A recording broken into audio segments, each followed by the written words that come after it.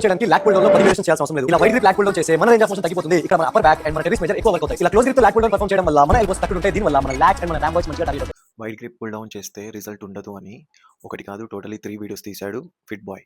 Wide grip pull down చేస్తే result ఉంటుందా ఉండదా అని తెలుసుకునే ముందు లాట్స్ అనాటమీ గురించి అర్థం చేసుకుందాం. మన లాట్స్కి 2 రీజన్స్ ఉంటాయి, thoracic upper region and lumbar lower region. Lumbar రీజన్కి ఎక్కువ ఫోర్స్ పొటెన్షియల్ ఉంటుంది, అంటే స్ట్రాంగర్ పుల్లింగ్ కెపాసిటీ అనమాట. స్టడీలో తెలిసింది ఏంటి అంటే షోల్డర్ పొజిషన్ని బట్టి మజిల్ లెవరేజ్ చేంజ్ అవుతుంది. వైడ్ గ్రిప్ పుల్ డౌన్లో మన ఆర్మ్ ఫ్రంటల్ ప్లాన్లో మూవ్ అవుతుంది, అంటే అడెక్షన్ మూమెంట్. ఈ పొజిషన్లో లాట్స్కి బెటర్ లెవరేజ్ ఉంటుంది. So wide grip pull down waste కాదు, అది బయోమెకానికల్లీ స్ట్రాంగ్ పొజిషన్లో లాట్స్ని ట్రైన్ చేస్తుంది. కానీ ఫుల్ డెవలప్మెంట్ కోసం wide grip plus close grip రెండు యూజ్ చేయాలి. ఇంకొక 2 పాయింట్స్ ఏంటి అంటే teres major and upper back wide గ్రిప్లో టార్గెట్ అవుతుందని చెప్పారు ఫిట్ బాయ్. టెరిస్ మేజర్ మనం చేసే ఏ పుల్ డౌన్లోనైనా టార్గెట్ అవుతుంది. అండ్ అప్పర్ బ్యాక్కి వస్తే అప్పర్ బ్యాక్ని టార్గెట్ చేయాలంటే మనం హారిజాంటల్ ఏబిడక్షన్ చేయాలి, అంటే రోయింగ్ మూమెంట్స్ అనమాట. లాట్స్లో మెయిన్గా జరిగేది షోల్డర్ అడక్షన్ ఫ్రంటల్ ప్లాన్లో అండ్ షోల్డర్ ఎక్స్టెన్షన్ సాజిటల్ ప్లాన్లో.